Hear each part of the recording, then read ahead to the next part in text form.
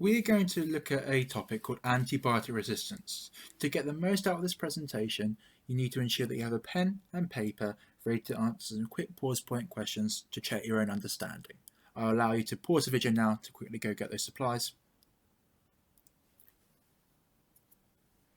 Okay, we're going to look at antibiotic resistance.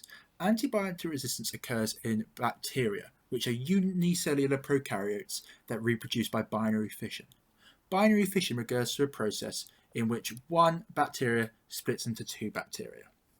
Those two bacteria then reproduce again by binary fission, which produces 4, which produce 8, and so on and so forth. So binary fission is an example of asexual reproduction. Now, if you observe the timings on this screen, you'll see that the reproduction takes a very small amount of time. Within 1 hour, you've got one bacteria becoming 8. Now, because the bacteria reproduce so quickly, that means they can evolve rapidly and have the ability to develop resistance to antibiotics. So here is your first pause point question. I'm going to give you 15 seconds to write an answer on your piece of paper to this question, and then you can self-assess after that time.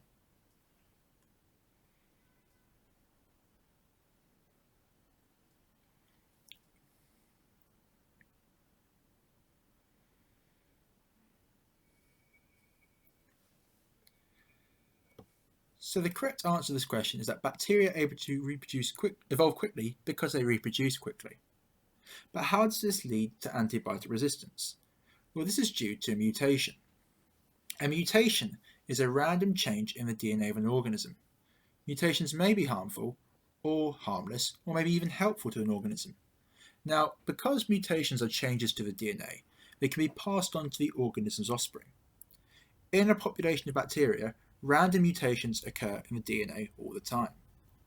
Because bacteria reproduce asexually by binary fission, all the genes and DNA within the parent bacteria will be passed on to the daughter cells, which means that if a parent cell has a mutation, the daughter cells will also have that mutation.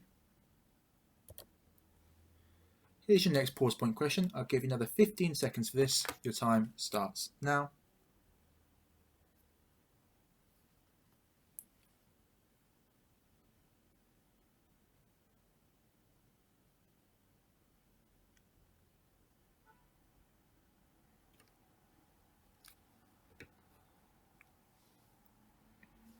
Three, two, one. Now you can self-assess your answer. You'll see that it says a random change in the DNA of an organism is a mutation. So how would this look? We're first going to watch a video which shows you how antibiotic resistance develops in bacteria without any mutations. This should show you how quickly bacteria reproduce. So as you see, we start off with one bacteria and we soon get lots of bacteria. In this first video, mutation did not occur. In this next video, we're going to model mutations. This will be shown by a redder colour. So there's a random chance that bacteria will develop a mutation. Notice also that the mutation is then passed on to the offspring. This particular mutation makes the redder bacteria more resistant to an antibiotic. Each new mutation produces a new strain of bacteria.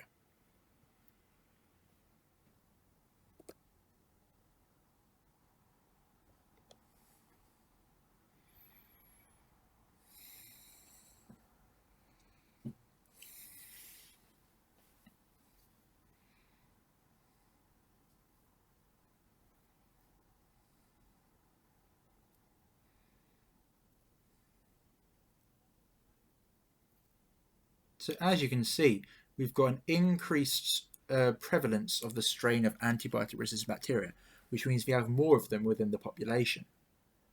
This can be extremely dangerous. Let's have a watch now of what happens when you dose a colony of bacteria that have got antibiotic-resistant strains within them.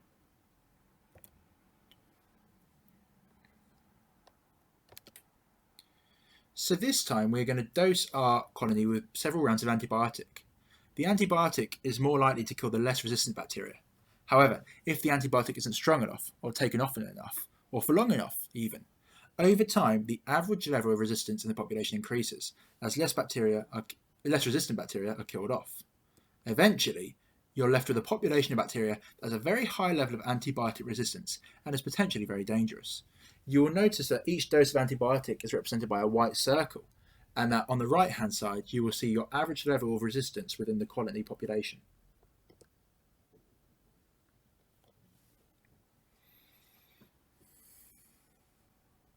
So what starts off as a colony of non-resistant bacteria will soon change as mutations lead to a resistant strain of bacteria. That was our first dose of antibiotics. As you can see, some bacteria survived.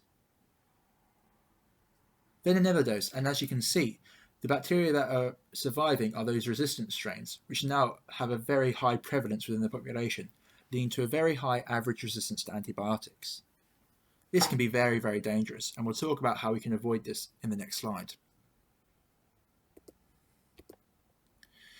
So this is not a theory of what could happen. This is something that happens every year. Antibiotic-resistant strains of bacteria, like MRSA, kill thousands of people per year. So in order to reduce the rate of development of these antibiotic-resistant strains, certain steps need to be taken. Firstly, doctors should not prescribe antibiotics inappropriately, such as treating non-serious bacterial infections or viral infections. Secondly, patients should complete their course of antibiotics so all bacteria are killed and none survive to survive, mutate and form resistant strains.